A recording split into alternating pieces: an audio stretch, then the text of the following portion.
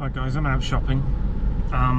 It is a Tuesday and I've been in the hellmouth between 1 o'clock and now, which is 2 o'clock. After a bank holiday, that probably counts. The town is absolutely swarming, very overpopulated, very chaotic. The roundabouts have not been painted the correct colours yet. That's something to note. The hellmouth town is being polluted by leftism, and amongst it all I see, in the swarms and swarms of people, too many people out here today, I not only get the horrific opinions heard as I pass by people, but I also see just the ugliness of the mutations, the permutations and the mutations, all the different faces of people, you know, all the different imperfections of humanity. You just see, like, if you're trying to create a Gattaca kind of perfect race of people where every person who's born grows up to be a supermodel. And you know, it's not that hard to actually beautify someone who's moderately attractive looking, not really that attractive looking. All they got to do is wear, you know, t-shirts, jeans, never get tattoos, never get piercings, keep their natural hair colour, and keep themselves healthy. In mind as well as in body. And then you've instantly increased the attractiveness of someone around who, like, well, these days they've degraded their attractiveness by doing the opposite of these things. You know, they've got a tattoo, they're not living healthily, they don't look after their body, don't take care of themselves. But yeah, you could try and create a Gattaca race of like supermodel people, and it would be a mixture of that, you know, make the moderate ones much more attractive by taking away all the horrific bullshit of the socialist society that makes them ugly. Also, like, pro-victimology and thinking your disability holds you back and things like this. Go get rid of that. Yeah, am I thinking too much like Lovecraft? I remember Lovecraft thought a little bit like this. Like, you just go into a place where it's overpopulated and fill your mind. I kind of hate doing it, but go to a city, go to like London King's Cross Station, stand on the balcony thing above it all, and just look down for 5 minutes. So you filled your face and your head with, fills your eyes, should I say, with absolute scenes of the ugly differences that humans can take on. Not only by their body and what it comes out like as they get older, but some of that is how they keep their body and it turns out like that. But also their clothes and their, like, much worse, their clothes and their politics and their ideology, those are worse than their looks, if anything. I mean, you could be a really ugly person, and if you have a really cool ideology, I'd take you in. Maybe as long as you do those things that make you healthier.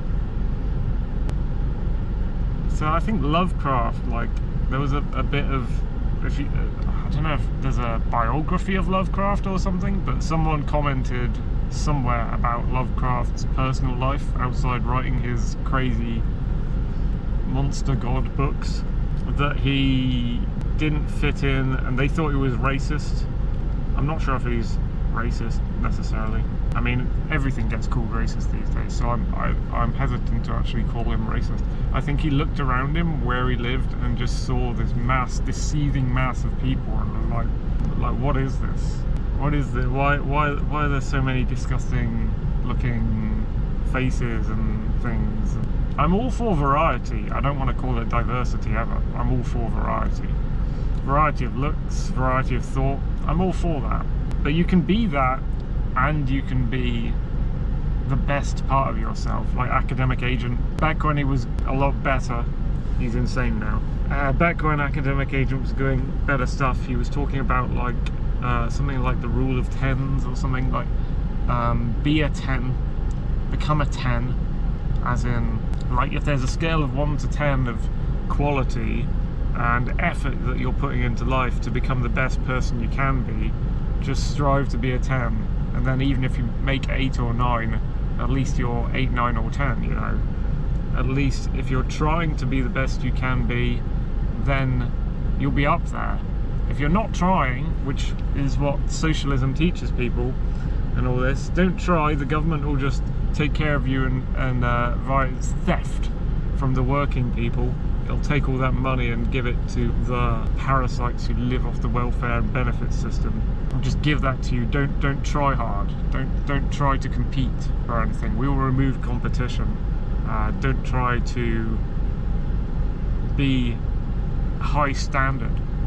That's what socialism teaches.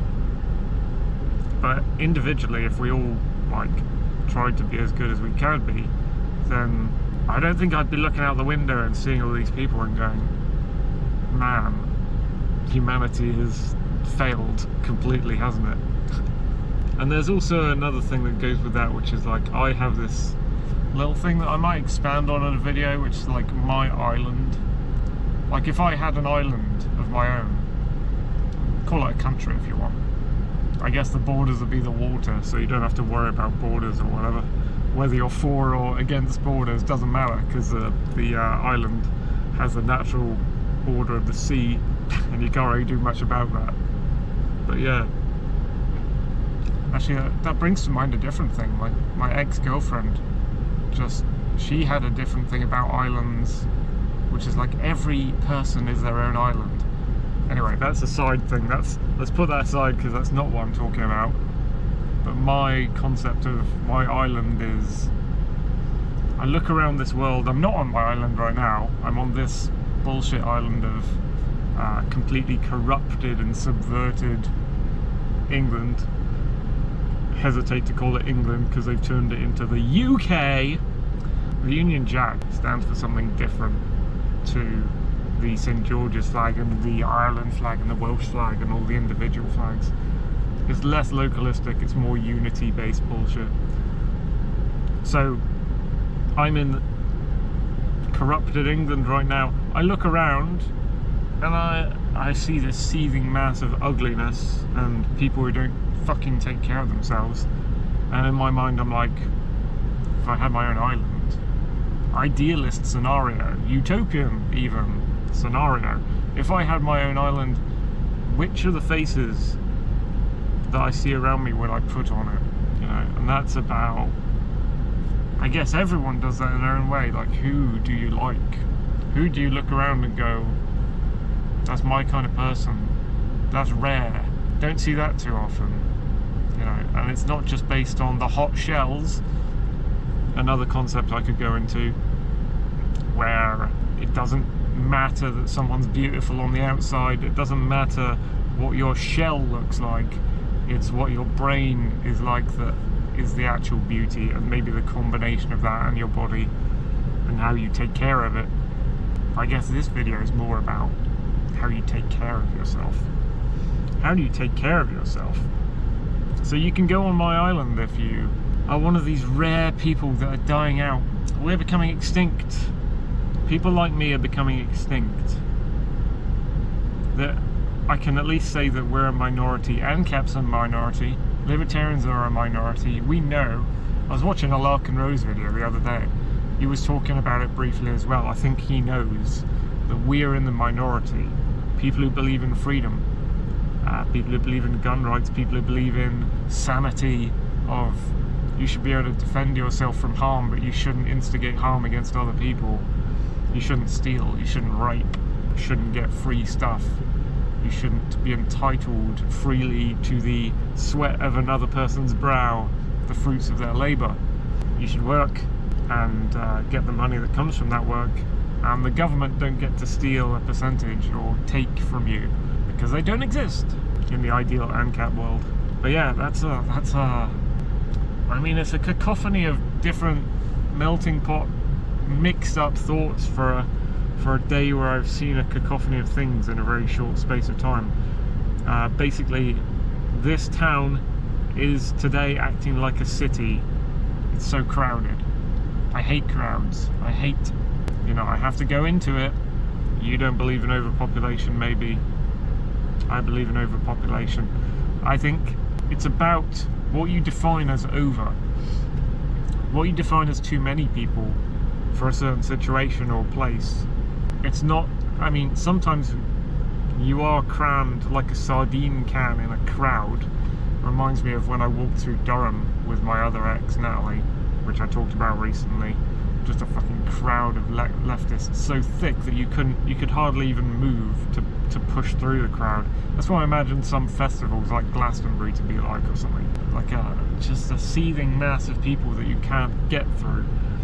And not only is being stuck in a sardine can of crowds bad, and I haven't even touched on being stuck in an actual crowd inside a hot vehicle on a heatwave day. That's even worse. But the crowd dynamics of collectivism, the crowdthink, the groupthink affects people's brains terribly, and this entire world is currently full of groupthink. I want to break that down. I want to break it all down into individualism. People go on and on about, hey, divide and conquer tactics, division is bad. No, unity is bad, fucker. Unity is bad, because unity is collectivism. Unity started World War One. Unity is the ideology of the collective, and we need to slice through collectivist groups until we're back at each individual self-governs. Each individual is their own thing. It's not atomized individualism. It doesn't mean you don't work together with people. It just means you get to a point where you're trading actions and you're not following the crowd like a bunch of fucking brain sheep who think they have to do what the other sheep do. Yeah, it's a crazy day, tons of people out. That's what's making me think this. And I'm just, my paranoia side of me, my social anxiety, whatever you want to call it, paranoia or social anxiety, my fear of the people around me goes up on days like this, in places like this. I get very defensive. I get into a fucking full-on defensive posture. I watch out for everything. I watch out everything around me I'm observing in case it attacks. That's what you got to be like in this kind of environment. Anyway, call me crazy, but this is the lens I see the world through. I do not like collectivism, and we're in a leftist, perverted country. There are crowds surrounding me, and it is bad. It is dangerous, combined with the authority of government. People doing what the government says, not painting on the roundabouts. You know, they're removing the St. George's Cross from roundabouts that were put in Plymouth, and they're saying around the country, we've got to remove them for safety, say the fucking council workers who are just complying, just doing what the government tells them, not thinking about it, not rejecting it, and getting paid in stolen tax money for doing it. They hate their country. They hate their own country. I think it's great that people are putting the flags up everywhere. Some libertarians and anarchists will go, well, that's nationalism, that's a form of collectivism. How could you do this if you're a libertarian? It's like, well, my thoughts on it are that the thing we're calling nationalism and patriotism is actually good, and it isn't a collectivism because it comes from the public. It does not come from the government. It does not come from the nation, and it doesn't come from the borders. It sounds funny to say nationalism doesn't come from the nation, but if you define nation as a place with borders run by a state or a government, then yeah, that's not the thing I'm talking about, and that's not the thing I associate with the flag. You don't have to do all the same thing. And when you see the flag, you don't have to rally around the flag and lose your individuality. I mean, it's like atheism. I don't have to join the atheism plus movement to not believe in a god, but that doesn't mean I still don't believe in a god. I still don't believe in a god, even though I'm not in the atheism plus collectivist movement, which is a thing. So it's like it's not like I don't believe in England, even though I'm not part of the collective of English nationalism. But the nationalism I'm talking about, maybe we need another word for it. You could go patriotism. The thing I'm talking about is our joint culture, not even joint culture though, our culture, ourselves, from living in this place that we call England, the geography of the place, what it looks like, what the streets are laid out like, the feel of the place with the plants and the weather, what it looks like, what sort of things you see there, your experiences in that place create a sort of culture that you could say is shared because other people around you are going through it in the same way, because they see the same stone walls as you, the same green trees as you, the same varieties of animal as you when they go outside. It doesn't mean you're in a collectivist group with them, just because they experience England and so do you. And there's that flag, you know, that has been flying, and the Union Jack, although the Union Jack stands for something sicker these days. I think there's a case to be made for, like, okay, maybe you don't want to call it nationalism, I'm not sure, maybe come up with a different word like patriotism, or something else like the culture of localism, the culture of where you're from, where you've been raised, the place where you've been raised, what it looks like and everything, and what's sold there and what sights you see through your life. That thing, cultural localism, the government don't define it for us, and it's not a collectivism. That's what I associate with the St. George's flag. That's why I'm happy to see it put up. And there is some sympathy I have, as I talked to you about in my Bristol video, there's some sympathy I have with the right wing and the problem of the immigrants, but it's not the same. Like, I don't believe exactly the same thing as what the right wing believe, but being a centrist, I strip parts of their ideology into mine, the bits that make sense. So it's not about borders, and it's not about it's not necessarily about race.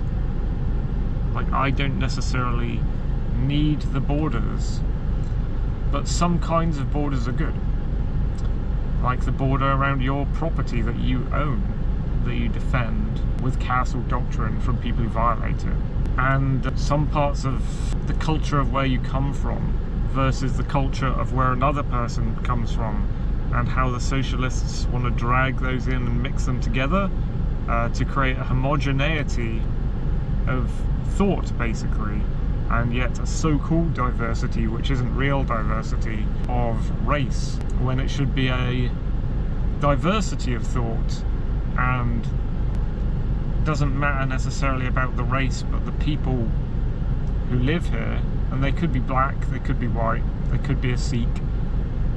The people, those people are English for the reasons that I've discussed. You know, we've seen the same animals and seen the same stone walls, seen the same trees, seen the same geography of our towns, walked down similar layouts of streets, know where everything is, know what things are called, know how to talk our own language. That's a huge gripe for me. Yeah, so chaotic day, chaotic thoughts. I'm gonna leave my rant there as it is, because I'm sure this is a sort of rant where I can't pin it down to one individual subject to name the video title that. It's gonna be, the subject of the video is 9 different things. Catch you all later, folks.